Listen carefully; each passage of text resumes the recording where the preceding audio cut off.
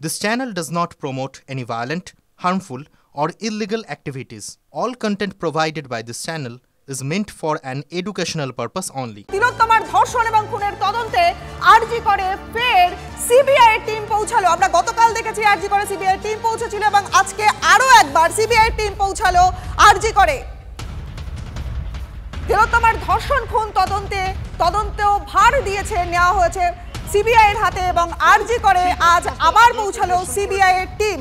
আজ সকাল সকাল সিবিআই টিম আরজি করে দেখছেন সেই ছবি টিভি9 বাংলায় এক্সক্লুসিভ সেই ছবি দেখাচ্ছি আপনাদের। বড় কর না, জায়গা বড় কর না,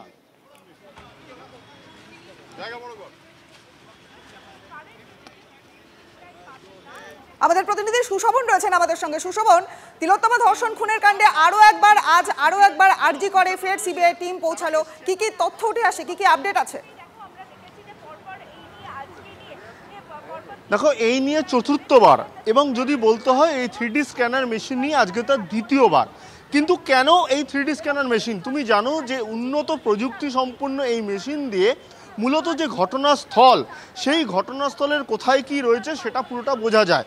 তোমাকে আমি দেখাবো যে একেবারে এই যে এমার্জেন্সির ওপরে যে সেমিনার রুম, সেখানে ইতিমধ্যেই সিবিআই অফিসাররা পৌঁছে গেছেন। গতকালও তারা এই মেশিন নিয়ে গেছিলেন, সেখানে বেশ কিছু তারা তথ্য অনুসন্ধান করেছেন এবং আজকেও তারা গেছেন সেখানে আরও তথ্য অনুসন্ধান করতে। তার কারণ গতকাল যে তথ্য অনুসন্ধানগুলো তারা করেছিলেন, যে তথ্যগুলো তাদের কাছে এসছে, অর্থাৎ যে জায়গায় এই ঘটনা ঘটেছে সেই যে ঘটনাস্থল, সেই সেমিনার হলে ঢুকতে গিয়ে কোথা দিয়ে প্রবেশ করতে হয়, সেই সেমিনার হলের কতটা জায়গা রয়েছে, অর্থাৎ একাধিক জিনিস যেগুলো তদন্ত করতে গেলে লাগে, সেগুলো কিন্তু তারা কালকে পেয়েছেন। তার উপর নির্ভর করে আজকেও কিন্তু বেশ কিছু তথ্য তারা জানতে চান। তার কারণ যে ঘটনা বারবার সামনে আসছে যে এইখানে কিন্তু যে একেবারে খুন এবং ধর্ষণ, এই জায়গায় যে অভিযুক্ত বা যারা অভিযুক্ত তারা কিভাবে প্রবেশ করছেন, কি পরিস্থিতি হলে কি ঘটনা ঘটতে পারে এবং কি ঘটনা ঘটেছে, অর্থাৎ একাধিক বিষয়গুলো কিন্তু ইতিমধ্যে সিবিআই অফিসাররা ভাবছেন। সেই প্রত্যেকটি বিষয়কে পুঙ্খানুপুঙ্খ তারা বিশ্লেষণ করবেন এবং তার উপর কিন্তু উন্নত প্রযুক্তির মাধ্যমে কিন্তু তারা বোঝার চেষ্টা করবেন যে আদতে কোনটা সম্ভব। অর্থাৎ পুরো বিষয়টা বোঝার জন্য গতকালও যেমন তারা এসেছিলেন, আজকেও তারা এসছেন এবং এসে কিন্তু প্রত্যেকটা তথ্য তারা জানতে চান, যার ওপর এই তথ্যগুলো নির্ভর করে কিন্তু জিজ্ঞাসাবাদ হবে। অর্থাৎ জিজ্ঞাসাবাদে যে তথ্য উঠে আসবে এবং প্রযুক্তির মাধ্যমে যে তথ্য উঠে আসবে, দুটো তথ্যকে যদি পাশাপাশি রাখা হয় তাহলে কিন্তু বিষয়টা বোঝা যাবে যে আদতে যে ঘটনা যখন ঘটেছিল তখন কি ঘটেছিল। অর্থাৎ সেইটা বোঝার জন্যই কিন্তু সিবিআই অফিসারদের এখানে আসা, যা ইতিমধ্যে তথ্য অনুসন্ধান করতে তারা শুরু করে দিয়েছেন। সূত্রের খবর যেটা জানা যাচ্ছে যে এই যে অনুসন্ধান তা কিন্তু অনেকটা দীর্ঘায়িত হবে এবং সেই জন্যই কিন্তু ইতিমধ্যেই যে একেবারে ফুল টিম সিবিআই তারা চলে এসছেন এবং গতকালকেও এসেছিলেন, আজকেও তারা এসছেন। তারা ইতিমধ্যেই তাদের যে একেবারে তথ্য সুশোভন, ঘটনার একেবারে পুঙ্খানুপুঙ্খ বিবরণ সেটাকে তৈরি করবার জন্য, সেটা খোঁজার জন্যই আরজি করে আরো একবার সিবিআই টিম পৌঁছালো। আপাতত ধন্যবাদ তোমাকে।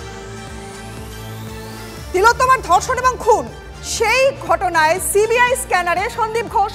গতকালের পর আজ ফের সিবিআই এর মুখোমুখি আরজি করের এই প্রাক্তন অধ্যক্ষ। আমরা জানি যে গতকাল টানা 14 ঘন্টা জিজ্ঞাসাবাদ আরজি করের প্রাক্তন অধ্যক্ষকে করা হয়েছিল। তদন্ত চলছে, গুজব ছড়াবেন না, সঞ্জয়ের সঙ্গে বৈঠকের দাবি ভুল।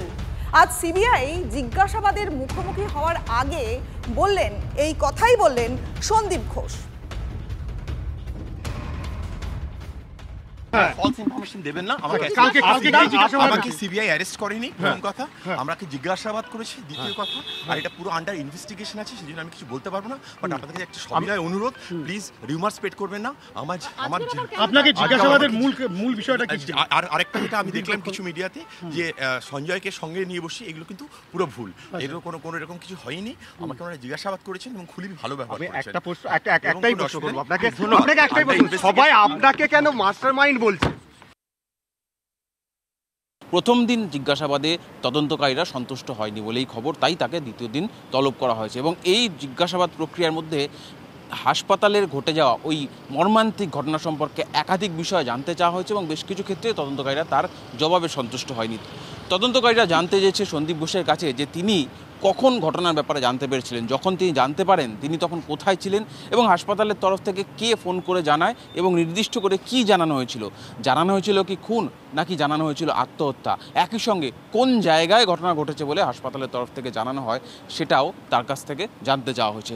ঘটনা শোনার পর তিনি কি করেছিলেন, তিনি কি স্বাস্থ্য ভবনে জানিয়েছিলেন, পুলিশকে জানিয়েছিলেন নাকি কোনো আধিকারিককে, পদস্থ আধিকারিককে জানিয়েছিলেন সেটা তার কাছে জানতে চাওয়া হয়েছে। একই সঙ্গে ঘটনা ঘটার কতক্ষণ পর তিনি হাসপাতালে পৌঁছেছিলেন সেটাও তদন্তকারীরা তার কাছ থেকে জানতে চায়। পৌঁছে তিনি কি দেখেন, কোন ঘরে দেহ পড়েছিল, কোন জায়গায় কি অবস্থায় দেহ পড়েছিল সেটা তার কাছ থেকে জানতে চাওয়া হয়। একই সঙ্গে তাকে ফোন করে যারা জানিয়েছিল তাদের বয়ানের সঙ্গে তিনি গিয়ে যা দেখেন তার কি মিল ছিল সেটা তদন্তকারীরা জানতে চান।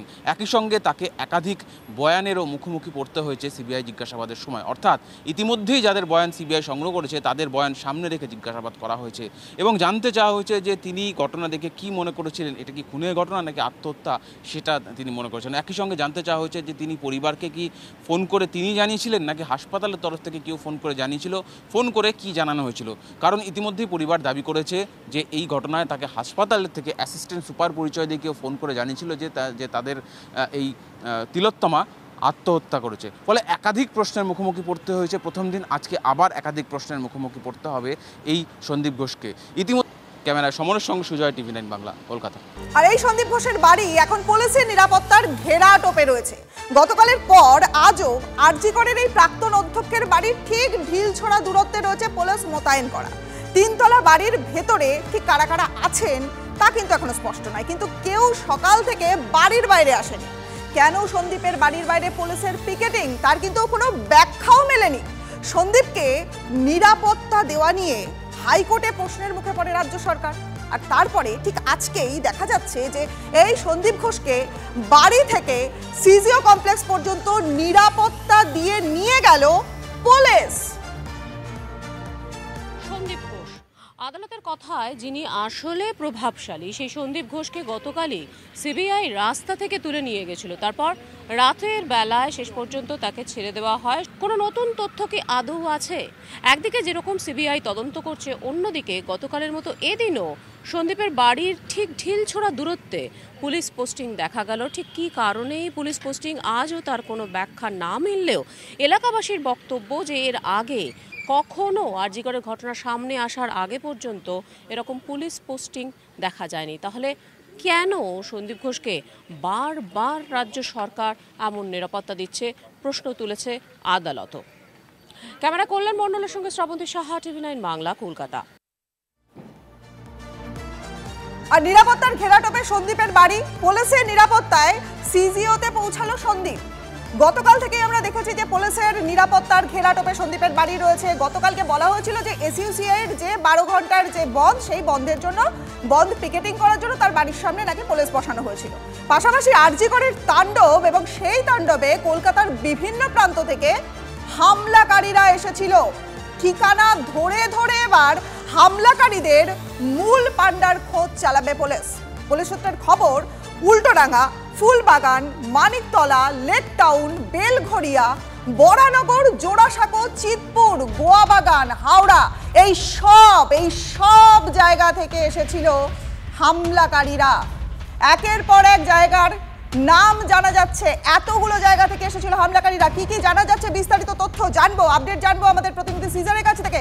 সিজার, দেখো, গতকাল পর্যন্ত 25 জনকে গ্রেপ্তার করেছে কলকাতা পুলিশ। আজকে সকালবেলা আরো কয়েকজনকে গ্রেপ্তার করা হয়েছে এবং সেই জায়গা থেকে প্রাথমিকভাবে যেটা মনে করা হয়েছিল কোনো একটা নির্দিষ্ট এলাকা থেকে বা দুটি নির্দিষ্ট এলাকা থেকে দল বেঁধে কিছু হামলাকারী এসছে, কিন্তু বাস্তবে দেখা যাচ্ছে ভৌগোলিকভাবে সম্পূর্ণ বিচ্ছিন্ন বিভিন্ন জায়গা থেকে তারা এসছে। কোথাও নিমতা, কামারহাটি থেকে শুরু করে বড়নগর, এদিকে ফুলবাগান, উল্টোডাঙ্গা, গোয়াবাগান এবং হাওড়া। অর্থাৎ তুমি যদি এই জায়গাগুলোকে ম্যাপে ফেলে দেখো তাহলে দেখবে আরজিকরের সঙ্গে সবাই যে সংযুক্ত এলাকার বসবাসকারী সেরকম নয়, অনেক দূর থেকে এসছে। এবং সেইখান থেকেই প্রশ্ন আসে যে এই বিচ্ছিন্ন ভাবে বিভিন্ন জায়গায় থাকা এই যুবকদের, যারা 22 থেকে 25 বছর বয়সী, তাদের অর্গানাইজ কে করলো, এই হামলার জন্য কে মোটিভেট করলো, এইখানেই কিন্তু সব থেকে বড় প্রশ্ন। যারা 25 বা 30 জনকে গ্রেপ্তার করার পরেও এখনো স্পষ্ট নয় এর পেছনে কোনো মূল মাথা কাজ করেছে কিনা, এটা সম্পূর্ণরূপে পূর্ব পরিকল্পিত কিনা,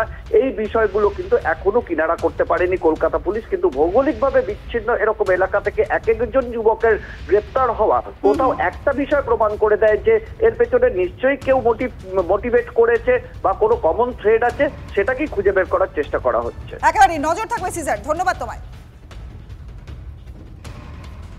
তিলোত্তমার খুন ধর্ষণ এই ঘটনায় সরগরম হয়েছে বঙ্গ রাজনীতি। পথে নেমে আরজি করে তাণ্ডবে বাম বিজেপিকে একেবারে নিশানা করলেন মুখ্যমন্ত্রী মমতা বন্দ্যোপাধ্যায়। বিরোধী দুই দলের বিরুদ্ধে কারসাজি করে প্রমাণ লোপাটের চেষ্টার অভিযোগ তুললেন মুখ্যমন্ত্রী। হাথরাস, উন্নাও থেকে বানতলা, সিঙ্গুর বিজেপি সিপিএমকে একেবারে এক হাত নিলেন মমতা বন্দ্যোপাধ্যায়। গেছিলেন তো আরজি করে এভিডেন্স লুট করতে রাতের বেলায়, কিন্তু ভুলক্রমে ফ্লোরটা একটু বদলে গেছিল। আপনি থার্ড ফ্লোর বলে ওই রাতে আপনি দোতলায় সেকেন্ড ফ্লোরে চলে গেছিলেন, যতদূর আমি প্রেসের থেকে শুনেছি, এবং সেখানে গিয়ে দুটো ফ্লোর ভাঙচুর করেছেন। জীবনদায়ী ওষুধ আপনারা লোপাট করেছেন, আপনারা সিসিটিভি গুলো ভেঙে দিয়েছেন, আপনারা ইনফ্রাস্ট্রাকচার ভেঙে দিয়েছেন, আপনারা স্ক্যান গুলো ভেঙে দিয়েছেন। আপনারা জানেন না একটা হসপিটাল তৈরি করতে গেলে রোগীর কতটা লাগে, রোগীর জন্য কতটা জিনিস নিতে হয়। আমি জিজ্ঞেস করছিলাম অ্যাপ্রক্সিমেট কতটা নষ্ট হতে পারে টাকা, বললো বলতে পারছি না, 50 কোটির থেকে বেশি তো হবে, 100 কোটিও হতে পারে।